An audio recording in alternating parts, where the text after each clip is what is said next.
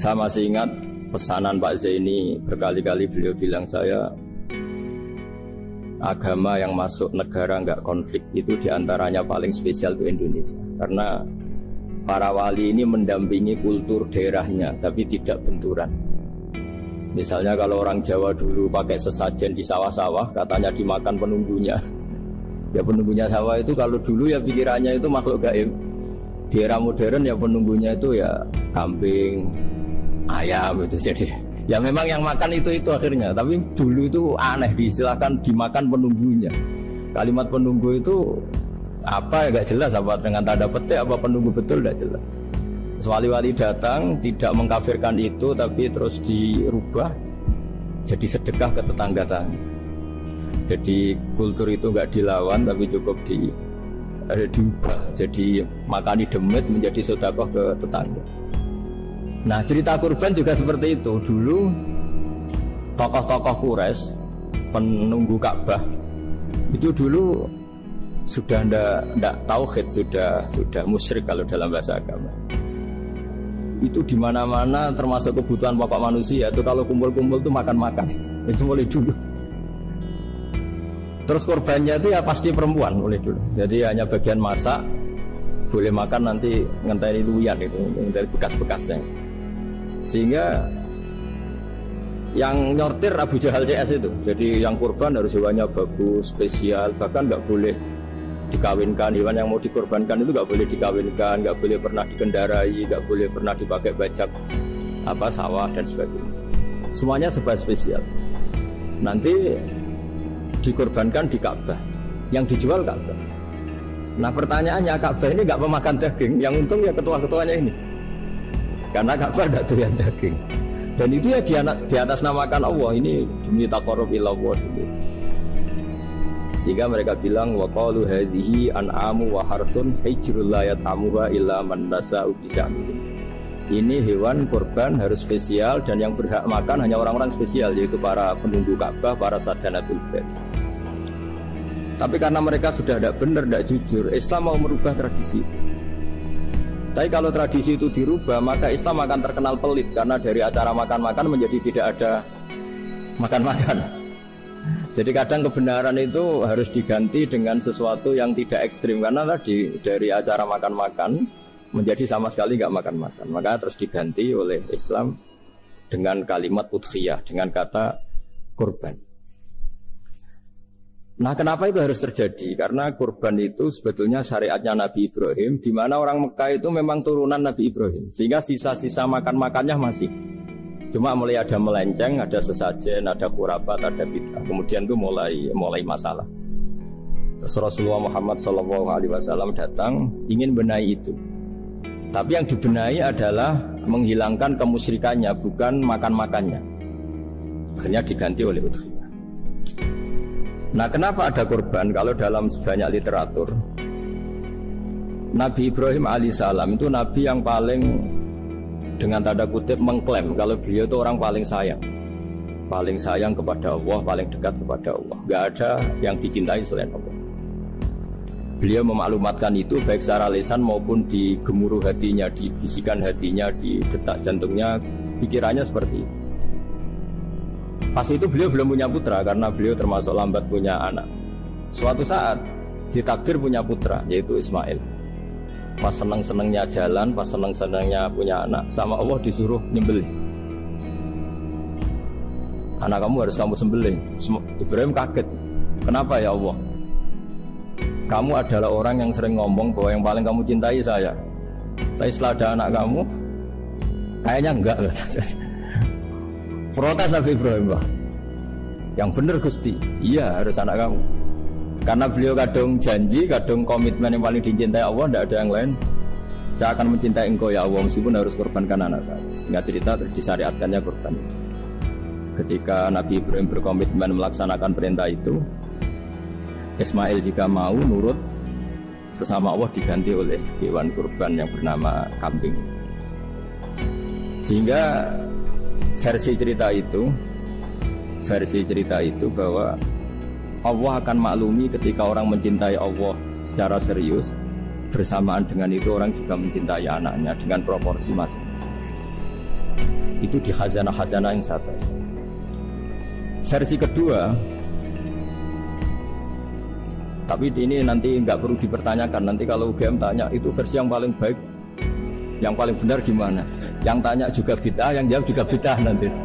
Karena itu wilayah yang kadung terjadi. Jadi kalau dalam ilmu hadis itu, kalau kadung terjadi, buat kamu unggulkan yang mana, tetap saja yang terjadi hanya satu, mau kelewat. Beda dengan istihad solusi. Karena mau terjadi ya kita uji coba. Kalau nggak cocok yang A ya cocok alternatif B, alternatif C. Kalau sudah kelewat, mau gimana? Kalau salah ya salah aja kan. Versi kedua begini. Semoga versi kedua ini yang benar. Kalau ini benar, keren. Nabi Ibrahim itu memaklumatkan diri. Kalau dalam bahasa Arab itu iddia itu mengklaim bahwa dia adalah orang yang paling sayang terhadap makhluk Allah, semua hamba Allah. Terus beliau diterbangkan ke langit. Ya karena UGM ini lembaga akademik, nanti saya baca teksnya. Kalau bahasa Arabnya itu takbirnya. Diterbangkan ke langit, ke alam malakut. Ya tidak usah ditanyakan, tanya terbang gimana, nanti ribet nanti itu. Setelah diterbangkan di langit, wa kadzalika nuri Ibrahim malakutas samawati wal ardh, diperkenalkan alam langit, terus dipertontonkan. Itu ada sekian hamba Allah yang nyabu, yang ngefly, yang dugem, pokoknya yang maksiat-maksiat itu. Ibrahim ditanya sama Allah, gimana itu mereka menurut kamu? Damirhum, habisi saja Allah. Mereka makan rezekimu, hidup di bumimu, tapi mereka tidak mengindahkan engkau. Matikan saja. Sama Allah diturutin. Jalan-jalan lagi sampai 3 kali peristiwa tempat-tempat maksiat itu dihabisin sama Nabi Ibrahim. Beliau minta sama Allah supaya itu dihabisin. Singkat cerita, terus beliau diturunkan sama Allah. Sudah diturunkan, ya Allah tidak jawab, tidak apa. Allah itu punya sunnah, punya tradisi. Dengan nabinya itu tidak jawab. Suatu saat Nabi Ibrahim disuruh bunuh anaknya, disuruh nyembelih. Protes kan? Buat samrotu fuadi, ini kekasih saya, putra saya, kenapa engkau nyuruh membunuh? Terus kata Allah, kamu tidak ingat di malam kamu saya mi'rajkan, melihat hamba-hambaku, dan itu yang bikin aku, dan saya cinta sama mereka yang bikin saya. Kamu enak saja minta dibunuh. Sengkerian gantian saya yang minta, kamu tidak nurutin gitu. Kamu pas minta saya tidak tak pikir, langsung tak turutin. Kenapa saya yang sekarang minta kamu mikir gitu? Tapi huwa samratu fuadi, itu buah hati saya. Dan memangnya makhluk-makhluk itu makhluk siapa? Saya yang bikin. Kamu enak saja nyuruh bunuh. Nah semenjak itu jadi kearifan kita. Makanya Mbak Ova ini kalau guyonan di dunia kiai, kalau ada majikan bentak pembantunya yang salah meletakkan piring atau gelas, pasti cara berpikir mesti pembantunya tidak cantik. Karena kalau salah tok kok dia cantik, itu mesti mikir. Nggak bisa orang bentak orang cantik gitu. Jadi sama, misalnya saya janjian sama Gus Fikar ya. Janjian, Gus datang hari Senin gini-gini, ternyata beliau nggak datang. Kalau saya tidak punya utang, tidak atasan saya pasti marah. Sudah janji kok gini-gini. Saya bisa marah itu sebetulnya sebabnya itu 2. Saya kecewa dan dia tidak punya jasa. Tapi yang diomongkan hanya, wah kamu khulful wa'di apa? Nggak tepat. Coba kalau ini atasan saya jadi dosen karena beliau misalnya. Saya punya utang beliau. Mbok nyulayani janji apa kan? Nggih mboten napa-napa kan. Sama. Ada majikan mencintai pembantunya karena sangat cantik, mana tidak mencahno piring. Omahe dirubah, itu tidak apa-apa gitu. Sama. Makanya ada guyonan di dunia kiai itu, ada anak perempuan, kan nggak lazim ya, perempuan pakai GL Pro kalau dulu, mungkin sekarang pakai Ninja, pakai celana jeans. Sopo wong luput suwo itu. Siapa itu perempuan kok gitu? Ini ponakane jenengan Mbah Astagfirullah, muga-muga pangeran nyepuro. Jadi langsung rubah dari maksudkan menjadi ndak karena keluarga. Nah, jangan-jangan kebencian kita pada maksiat itu oke, kita wajib benci maksiat, tapi tetap ada catatannya. Yang maksiat itu tidak orang yang terkait dengan kita. Coba kalau yang maksiat itu orang yang terkait dengan kita, itu anak kita, ponakan kita, mungkin istri kita, paling mintanya ya Allah ampuni. Sama-sama maksiat, yang satu minta dihabisin, yang satu kita minta diampuni. Fair gak kita sebagai manusia? Tidak fair. Tidak fair. Nah, iya gak fair ya? Apa ya fair? Mikir. Makanya kalau ada guyonan, ya itu tadi. Ada supir salah dimarahin, pasti supir ini belum pegang rahasia. Tapi kalau sudah megang kartu, si majikannya punya apalah gitu, simpanan gitu. Wah ini megang, berani marah gak tuh? Nggak ada. Ini dokter Klik juga teman saya. Itu pengalaman sekali. Jadi itu guyonan Kiai. Makanya jadi manusia itu nggak pernah adil. Makanya Allah pernah mensifati manusia itu bahkan al insanu zaluman jahula. Manusia itu sangat zalim dan sangat bodoh. Kalau misalnya jenengan tanya orang soleh pun itu gimana? Orang soleh asal manusia tidak nabi itu ya mesti ada zalimnya. Makanya kalau dalam kitab hikam diterangkan, kitab hikam itu kitab yang olah manusia. Itu menyebut begini, manusia itu siapa? Dijawab, manusia itu mangkanat mahasinuhu masawiyah. Orang yang ketika baik saja salah, apalagi ketika salah.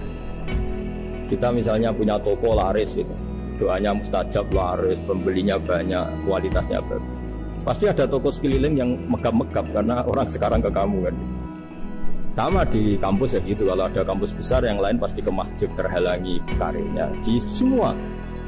Sehingga orang supaya terus merasa salah, Rabbana dzalamna anfusana, meskipun kita sedang benar pun. Saya termasuk kiai yang kalau ngelepas haji, mungkin yang haji itu mangkel. Karena saya tidak pernah muji-muji haji, meskipun saya melepas orang haji. Umumnya kiai kalau ada orang haji kan dilepas haji mabrur, tidak ada lain balasan kecuali surga. Saya itu karena pernah kecil, pernah dengerin masyarakat. Itu ngenes ketika si kiai pidato tadi ternyata ngenes. Ngenesnya seakan-akan surga itu hanya milik yang haji. Mana kaya kula sepudi Gus kula ora kelar kaji. Semenjak itu setelah saya jadi kiai ya dendam juga. Akhirnya setelah saya jadi kiai kalau ngaji orang yang haji mabrur balasannya surga, orang yang fikir sabar juga surga, orang yang sering dimarahin istri juga surga. Pokoknya surga lah terus. Sampai yang mau haji itu, sebab gimana kok bahas kita kok sama dengan mereka? Ya karena saya ada ulama pesanan kata saya. Jadi artinya gini, ketika Anda muji ibadah haji jangan kira yang ngenes tidak banyak, yang ngeluh juga banyak karena mereka ada jatuh gak mampu haji. Itu hebatnya Islam. Islam juga datang dengan solusi-solusi. Misalnya Jumatan itu hajinya orang miskin. Orang yang ingat Allah mulai subuh sampai matahari terbit juga sama dengan umroh. Jadi karena tidak semua orang itu mampu haji. Jadi itu Islam. Jadi nanti tak bacakan. Jadi versi kedua itu Nabi Ibrahim diperingatkan Allah bahwa tidak seperti itu cara mengelola hamba. Nah Islam ini kata Allah anit tabi' millata Ibrahim hanifah. Referensinya Islam, mentornya Islam itu Nabi Ibrahim. Sehingga kita alhamdulillah punya sejarah wali songo. Saya punya orang tua di Nur Salim itu sayang sekali sama umat. Mbak Mun juga gitu. Saya sama Profesor Zaini itu sudah mulai tahun 2000 terus setiap hari ketemu juga nggak pernah kecewa. Beliau itu pernah disalahpahami, mungkin Bu Ova belum dengar ini. Pernah disalahpahami karena beliau itu tangan kanannya karena tidak kuat. Jadi kalau ngambil apa itu pakai tangan kiri. Itu pernah disalahpahami ya, mungkin orang hasud karena tidak mengkonfirmasi langsung mengklaim beliau itu kiai profesor, kalau apa-apa pakai tangan kiri. Kira-kira pertanyaan sunnah rasulnya mana kan gitu. Beliau itu ya hanya corong Jawa itu berambang, agak nangis tapi tidak sampai keluar air mata. Beliau bilang gini ke saya, seharusnya gimana Mas Pak? Ya kalau Pak Zaini ingin jadi wali tidak usah menjelaskan. Kalau Pak Zaini ingin menjelaskan berarti ingin diakui makhluk. Tapi kalau nggak dijelaskan mereka salah paham terus. Tapi cepat jadi wali karena sudah mulai mengabaikan apa kata mereka. Tapi kalau menjelaskan ya enggak. Ya lama jadi walinya. Tapi bagusnya orang nggak salah paham. Pak Zaini tertawa-tawa. Jadi wali apa enggak? Jadi saya itu lama sekali sekamar dengan beliau ada di badan wakaf ya Mas Wajar ya. Badan wakaf yang atas itu kan dulu tempatnya Pak Rektor kan kosong. Nah itu kita tempati sama Pak Zaini bertahun-tahun tiap hari diskusi. Dan nggak pernah ceritanya beliau itu penting. Karena seneng guyon, memang khasnya ulama itu seneng guyon. Kemarin saya ketemu Pak Kures, beliau cerita, saya ini punya idola Gus Pak. Kalau manggil saya Gus kadang ya Pak. Dulu beliau doktor filsafat. Lama-lama jadi Syekhul Azhar. Itu kalau ke kuliah pakai bis, kata Pak Kures. Suatu saat Di Al-Azhar itu kan beda dengan di yang lain ya, agak-agak modern. Si gurunya ini, beliau itu karena banyak yang berdiri, beliau duduk, ada perempuan berdiri, terus yang lelakinya berdiri, terus jatah duduknya dikasihkan perempuan. Perempuannya itu pakai pakaian yang agak minim, agak seksi lah, agak minim. Terus si Syekhul Azhar tadi saat itu belum Syekhul Azhar, punya 2 permen. Ini ceritanya Pak Kures punya 2 permen, terus yang satu sudah dibuka, yang satu masih bungkusan, masih ditawarkan. Silakan Mbak, kamu milih yang mana? Milih yang masih itu. Padahal bukanya itu supaya lebih gampang. Ternyata milih yang masih bungkusan. Kenapa Mbak? Ya ini lebih steril karena pakai bungkus. Oh iya. Itu pelajaran itu. Terus Pak Kures nantang saya. Gus Pak punya enggak cerita tandingan? Wah kalau saya kebalikannya Pak. Di kereta itu ada Cina, enggak khitan ya. Ketemu sama kiai kampung. Kenapa khitan? Enggak khitan juga sama gini-gini. Dikasih pisang, dimakan, dikupas dulu. Kok udah langsung aja. Terus kata Pak Kures. Nah ternyata sama Pak Zaini sama Pak Kures itu dibalik ke profesorannya. Ceritanya dia guyon terus. Karena memang agama ini itu kalau masalah kebenaran itu serius, tapi di balik kebenaran ini yang perlu dicatat oleh semua yang mencintai agama ini, bahwa Allah itu tidak butuh taat kita, dan Allah tidak akan gagal sebagai Tuhan karena maksiat kita. La tanfa'uhu ta'atuhum wa la tadurruhu maksiatuhum. Allah tidak akan ngefek ketika semua orang taat ya gak ngefek, semua orang maksiat juga gak ngefek. Karena Allah ini zat yang punya eksistensi sejati, sehingga hubungan kita dengan Allah itu tidak ngefek ke Allah, tapi ke kita sendiri. Sehingga mereka lebih rileks karena nggak merasa harus mati-matian bela Allah. Allah tetap Al-Qayyum, zat yang bisa berdiri. Sehingga di kitab-kitab itu ada bab namanya Mizahun Nabi, guyonan-guyonan Nabi. Itu ada babnya sampai di kitab Ihya, di kitab banyak lagi. Masyhur itu suatu saat ada orang sepuh sowan ke Nabi karena sudah sepuh. Beliau pamit, kira-kira jam segini pamit, ya Rasulullah saya mau pulang karena nanti kemalaman. Karena beliau jalan kaki yang orang sepuh. Kata Nabi, ya tenang saja di sini, nanti pulang kamu udah jalan kaki. La ahmilan naki alab ninakoh, nanti kamu tak naikkan anaknya unta. Pikirannya orang sepuh tadi namanya anak unta itu ya kecil. Wa ma fa'altu bimninakoh, apa yang bisa saya lakukan dengan anak unta? Sudah, tenang saja. Setelah beliau ngaji lama, ya dikasih unta tua itu. Silakan kamu bawa unta saya ini. Ini kan unta tua, ada anak unta. Ya meskipun tua ya anaknya unta. Ya tapi cerita saja. Meskipun tua juga anaknya unta. Jadi agama itu rileks. Nabi Ibrahim, kembali lagi ya karena syariat Ibrahim. Nabi Ibrahim itu pernah minta supaya nyawanya itu diperpanjang. Karena beliau umumnya orang itu kan ingin nyawa panjang, ingin umurnya panjang. Beliau yakin penting nyawa panjang, umur panjang. Allah tidak jawab ke apa. Suatu saat ada tamu, orangnya itu sepuh sekali. Nabi Ibrahim karena orang yang sangat menghormati tamu dikasih kurma, anggur. Itu setiap dimakan dikunyah meler lagi keluar. Karena sudah sepuh, nggak ada giginya, dikunyah keluar lagi. Itu jawabnya Nabi Ibrahim, ya Allah, masuk lagi ke kamar, sholat lagi, mengcancel doa panjang umur. Katanya Ibrahim, oh jenengan jawab toh. Artinya kalau ingin tua sekali ya nasib kamu kayak itu gitu. Jadi karena beliau tahu itu jawaban terus masuk kamar, oh jawab terus jenengan terus membatalkan doanya.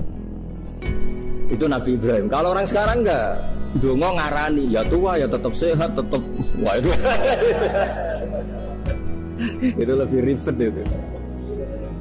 Iya, jadi karena doa itu kalau nggak diperjelas itu ya repot. Ini cerita supaya kita berislam itu ceria. Saya Mbah Mun itu meskipun dia top senengannya dia guyon bapak saya. Tapi guyon itu ada yang wajib. Saya dulu itu janggal. Ini cerita ya, mungkin kalau di kampus-kampus umum agak asing, tapi ini cerita. nuduh zina itu dosanya besar sekali. Saya ulang lagi, nuduh orang lain zina itu dosanya besar sekali. Disebut bab kota.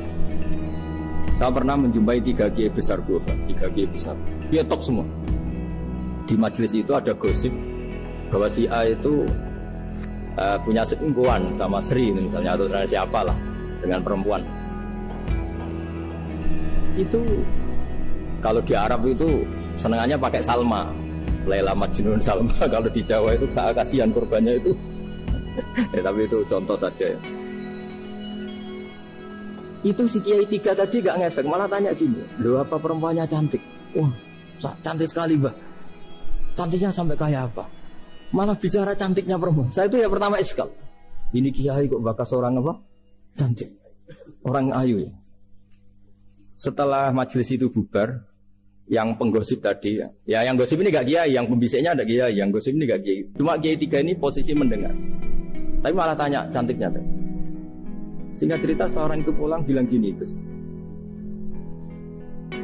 Itu kalau saya bilang iya dengan gosip itu, saya ikut golgap, saya ikut menuduh orang lain zina. Itu dosa besar. Selain itu saya Kiai, kalau saya bilang iya dianggap membenarkan. Maka untuk mengalihkan gak bicara nuduh, jadi guyon tadi. Jadi guyonnya itu, karena kalau dia tadi bilang iya, artinya mengiyakan. Dan itu artinya kodaf, punya dosa besar karena nuduh orang lain zina. Diperparah dia kayak besar, kan orang menjadi percaya karena yang ngomong bukan penggosip lagi, tapi ya, maka dialihkan. Duh, ayo nih cung. Sampai segitunya kearifan. Sehingga dulu ketika Maiz itu seorang sahabat yang pernah salah besar. Itu Nabi ketika beliau ada gosip salah itu ya, Nabi masih jangan-jangan kamu hanya mimpi cung. Jangan-jangan kamu hanya megang, tapi tidak sampai sini. Sampai terakhir Nabi tanya, Afi aklikaseun, jangan-jangan otak kamu sudah agak error. Saking tidak inginnya Nabi mempercayai hal-hal seperti itu. Nah, problem kita di zaman sekarang justru kadang nyari-nyari supaya tahu buktinya. Yang dulu para orang soleh menghindari bukti itu supaya nggak seuzon. Sekarang orang mencari-cari bukti. Padahal itu dilarang, wala tajassasu, seorang nggak boleh mencari-cari kesalahan orang lain. Nah itu kearifan-kearifan yang saya dapatkan dari Bapak, dari Mbah Mun, dari Pak Zaini, dari Pak Kures. Mereka orang-orang yang luar biasa menghindari ngomong penting. Sekarang itu orang banyak yang sering ngomong penting. Sebenarnya itu malah salah. Karena kalau ngomong penting itu vonis terhadap orang lain. Tapi kalau kamu rileks, tidak. Nabi dulu tuh rileks sekali. Ketika beliau ngaji gini, terus ada pemuda lewat bawa cangkul mengabaikan pengajian Rasulullah. Banyak sahabat bilang, celaka orang itu, ada Nabi ngaji kok udah ikut. Jawabannya Nabi unik. Jangan-jangan dia punya keluarga yang harus kerja, dan kalau harus kerja untuk nafkah keluarganya itu juga ibadah. Itu ya sunnah saya. Jadi Nabi rileks saja, tidak tersinggung. Tidak. Nah, kenapa kita butuh rileks? Karena kebenaran sekali dipaksakan itu jadinya benturan. Itu wali-wali Songo itu dulu sudah berpikir seperti itu. Sehingga Pak Zaini yang sering ngendikan sama saya, kita ini bisanya mengikuti Mas Bah, kalau manggil saya Mas, tidak bisa benturan. Sehingga tadi ada modifikasi dari sesajen menjadi sedekah, dari apa menjadi apa. Jadi tidak langsung benturan. Dan itu khazanahnya, bacaan-bacaannya banyak sekali, termasuk peristiwa Udhiyah tadi. Jadi dulu kurban itu dipakai ajang orang-orang tokoh Quraisy supaya dapat daging yang bagus, di atas namakan Ka'bah. Jadi agama ini dijual mulai dulu. Terus kuno agama ini dijual. Dan agama mulai dulu ya prospek. Ka'bah itu bisa menyedot wisatawan berapa, wisata religi. Sehingga dulu ada Ka'bah tandingan, perhitungannya juga ekonomi. Jadi mulai dulu itu ya sudah seperti itu. Mau apa Bang Allah bikin dunia seperti ini. Jadi mulai dulu agama itu ya, sampai orang Yahudi gak mau iman sama Nabi ya pikirannya sederhana. Kalau saya tokoh banyak yang sowan, banyak yang ngasih-ngasih. Kalau saya ikut Muhammad, saya anak buah, yang ngasih saya siapa ya? Jadi perhitungannya juga ekonomi. Jadi ketika Abraha mau bikin Ka'bah tandingan, itu perhitungannya juga ekonomi. Jadi ribet kan memang kalau manusia itu sudah ribet. Tapi Islam ini datang bukan untuk itu, tapi memaklumi itu. Itu hebatnya Nabi Ibrahim. Ketika beliau berdoa, ya Allah, keluarga kami saya tempatkan di Mekah. Rabbana liyuqimus sholata faj'al afidatan minan nasi tahwi ilaihi warzuqhum minas samarat. Cuma menurut Islam dibalik, ya Allah, kita ini ingin anak-anak kami ini bersujud kepada Engkau, ingin anak-anak kami ini melakukan sholat. Tapi mereka ini manusia yang untuk ketahanan hidupnya butuh makan, butuh rizki, butuh ekonomi. Maka tolong ekonominya dijaga ya. Jadi dibalik, demi sholat menjaga ekonomi. Jangan dengan demi ekonomi meninggalkan sholat. Jadi dibalik, demi sholat menjaga ekonomi. Juga termasuk menjaga politik. Andaikan tidak ada orang Islam yang cakap politik, terutama yang soleh-soleh, kemudian negara bikin aturan ala mereka, sholat dianggap larangan, pengajian dianggap larangan, juga repot. Makanya mulai dulu kiai-kiai itu ya politik, karena nggak ingin negara ini diatur oleh orang yang anti sholat, anti agama. Karena kalau negara terserah yang sedang jabat, kemudian yang jabat tidak soleh, bisa nganggap maksiat-maksiat tidak ilegal, yang pengajian justru ilegal. Nah, di sini kenapa banyak orang-orang soleh dulu ya rata-rata yang berpolitik mulai sebelum kemerdekaan sampai setelah. Jadi itu ada filosofinya. Nah, bahwa ada oknum-oknum yang tidak seperti itu ya monggo, itu oknum. Tapi sebetulnya awal-awalnya kenapa banyak orang soleh yang politik, karena nggak ingin negara ini dipimpin oleh orang-orang yang anti agama, anti kebaikan. Sehingga berkahnya apa? Berkahnya negara ini berkonstitusi secara Islam. Meskipun tidak negara Islam, tapi tadi hak asasi manusia terjaga, hak belajar, hak beragama, hak ibadah. Coba bayangkan kalau kita jadi korut, Korea Utara kan pusing. Jadi, nah itu uniknya. Lagi-lagi ini cerita uniknya. Itu mulai dulu itu tidak ada benturan. Ketika ada Masumi, ada Partai NU, ada macam-macam. Muhammadiyah datang di Jogja itu Mbah Ahmad Dahlan itu teman dekatnya Mbah Hasyim. Saya tahu banyak tentang, namanya dulu Darwis. Itu dulu ngajinya sama pernah buyut-buyut Qiyami di sini. Dulu ngaji Mbah Soleh Darat, Mbah Ahmad Dahlan sama siapa itu Mbah Hasyim. Ketika di Mekah yang Mbah Ahmad Dahlan ngaji Syekh Khotib Minangkabau itu ya sama Mbah Hasyim.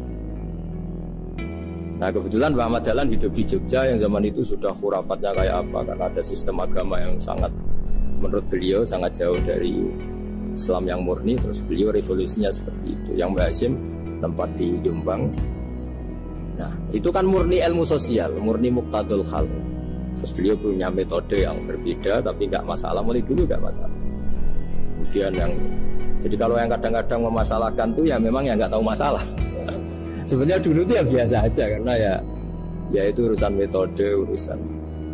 Saya teruskan masalah udhiyah.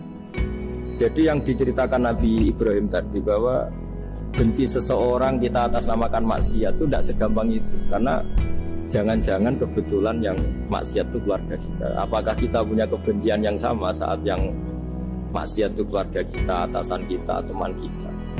Ya kayak tadi, kalau saya corong jauh dibelanjani janji, ada orang janji sama saya gak tepat waktu, saya bisa marah, itu pasti sebabnya jelas. Itu bawaan saya gak berjasa sama saya. Kalau kata dokter Klik gak cantik ya. Tapi kalau itu orang yang misalnya rektornya bilang, maaf ya saya tidak bisa datang hari ini, tidak apa-apa. Pasti manut tuh. Atau yang nyelain janji kiai itu, cuma harus diteko itu. Ini betul apa-apa.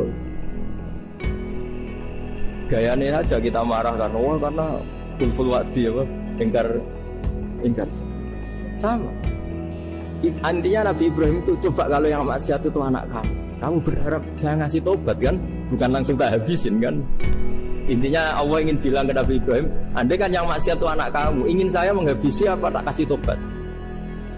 Ya kasih tobat ya. Ya seperti itu saya yang bikin. Maka di Al-Azhar sana, kalau cerita orang-orang alim itu masyhur, ada tempat maksiat mau dihabisin sama orang-orang yang sangat keras. Ketemu Syekh Mutawalli Syarawi, ditanya, andaikan mereka mati saat maksiat, itu mereka ke surga apa ke neraka? Ya ke neraka. Terus ditanya sama Syekh Mutawalli, kalau mereka ke neraka, akan dzalika muradan Nabi?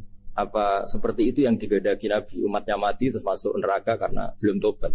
Tidak, Nabi inginnya mereka tobat dulu. Ya sudah, jangan dihabisi. Kamu berproses ikut mentobatkan mereka. Kebetulan ini mau mendengar. Jadi kita lunak, kita baik itu ya semuanya ingin la'allahum yarji'un, semoga mereka kembali, mereka tobat. Bukan lunak dengan arti mengakui maksiat itu satu kebaikan, itu yang bahaya.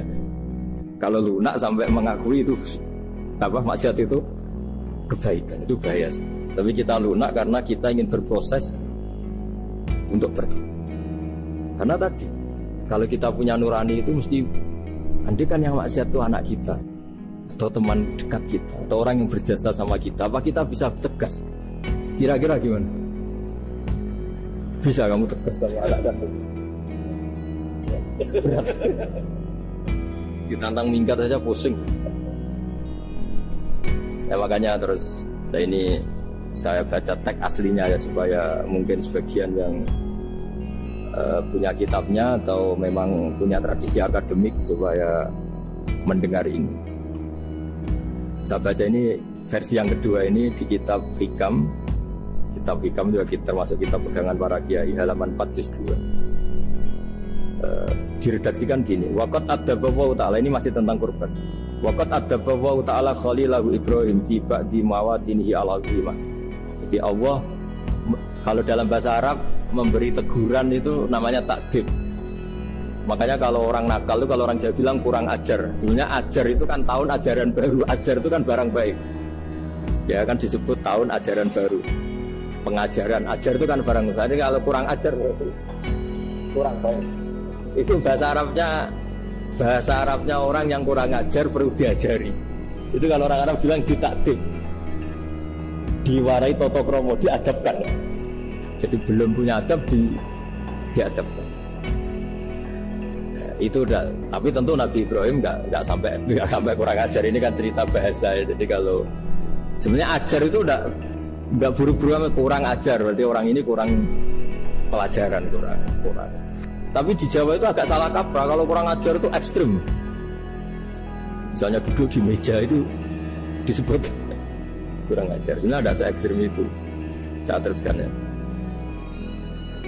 Terus wa 'allamahu kaifa yatakhallaqu bihadzal khuluqil karim inda tilaihi 'alal asrar. Teruskan anak Ibrahim annahu arhamul khalqi qol farafa'ahu wa ta'ala hatta asyrafa 'ala ahli al-ardi. Nabi Ibrahim diterbangkan ke langit sehingga melihat di bumi yang maksiat-maksiat itu. Faqala ya rabbi damirhum, habisi saja. Terus faqala wa ana arhamu bi ibadi minka ya Ibrahim ihbit fala allahum yatubun wa yarjiun. Jadi setelah permintaannya semua dikabulkan, dihabisin sama Allah, terakhir cobalah kamu sekali-kali dakwah ke mereka. Kamu belum pernah dakwah kok tahu-tahu minta mereka dihabisin. Coba kamu dakwah, jangan-jangan mereka mau kembali. Nah, terus sebagian cerita itu terus diteruskan ketika suatu saat Ibrahim akhirnya diminta menyembelih putranya. Inni arafil manami anni atfahu kafangdur mata taro falamma tashammara lidzalik wa akhadha sikin biyadihi qala Allahumma hadza waladi wa thamratu fuadi wa habbun nasi ilayya. Ya Allah, ini buah hatiku, ini orang paling saya cintai, kenapa engkau menyuruh ini supaya saya bunuh?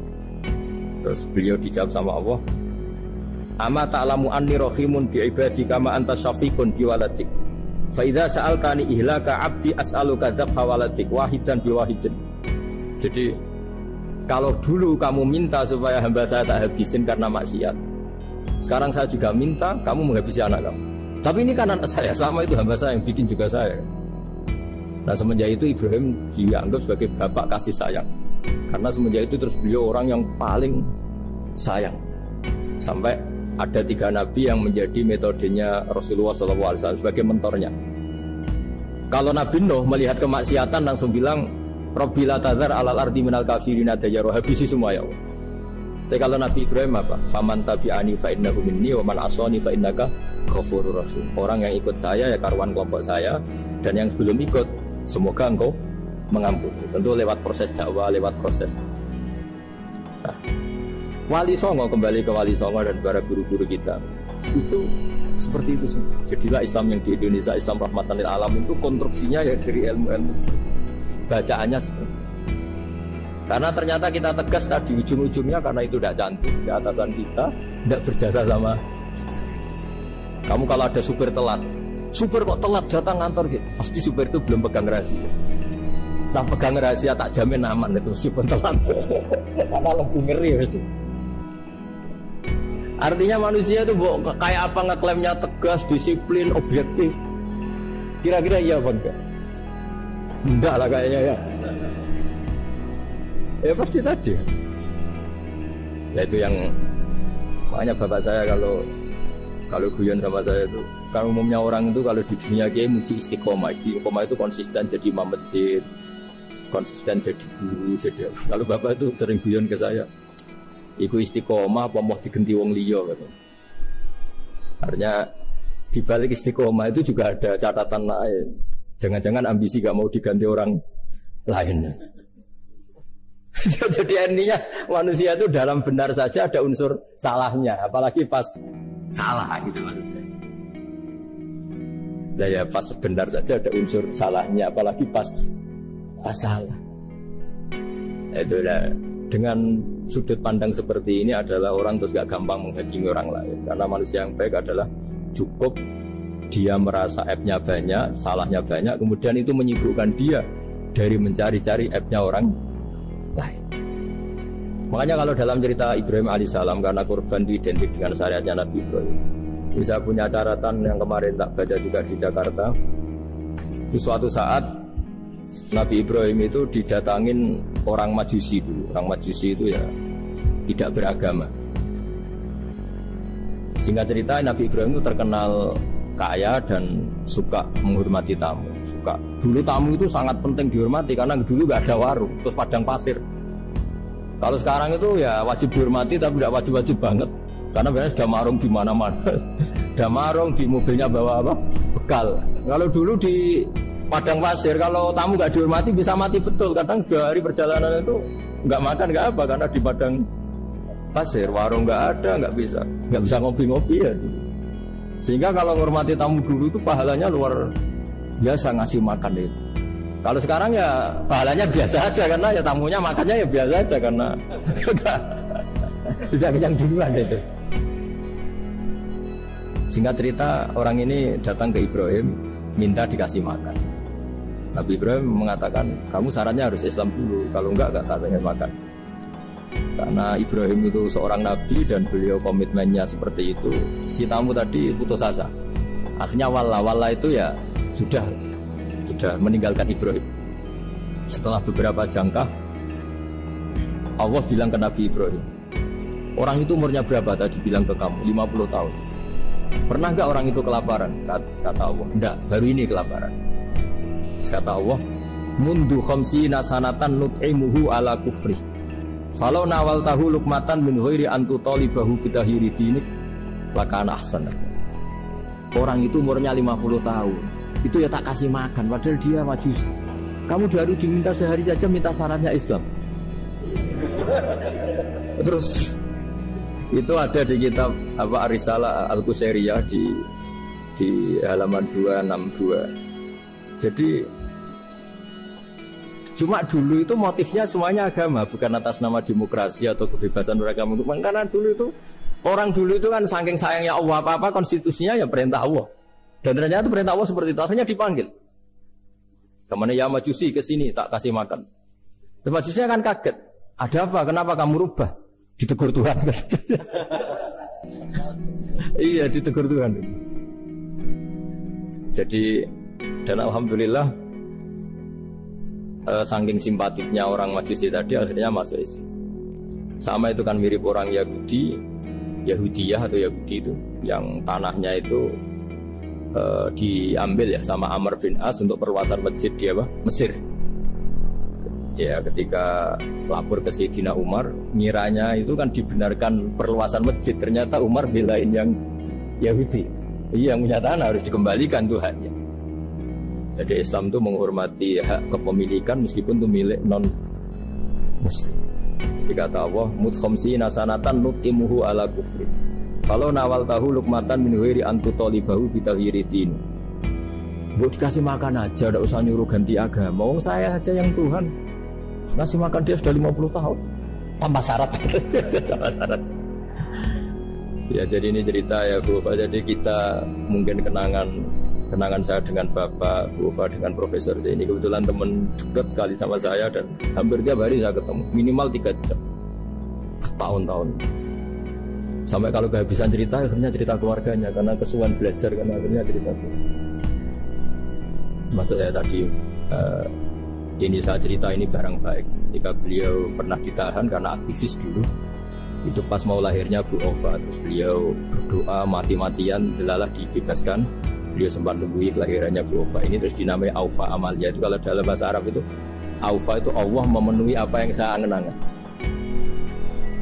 Jadi itu ceritanya itu gitu. Jadi nama itu spontan aja ketika iya, jadi beliau itu aktivis dulu. Bukan di penjara karena korupsi atau kriminal, bukan karena aktivis. Karena kalau model sekarang Bu, kalau nggak dijelaskan detail ditahan karena aktivis, nanti dikira ditahan karena yang lain. Ribet kan? Jadi ditahan karena beliau itu dulu aktivis, bukan? Ya saya kira demikian.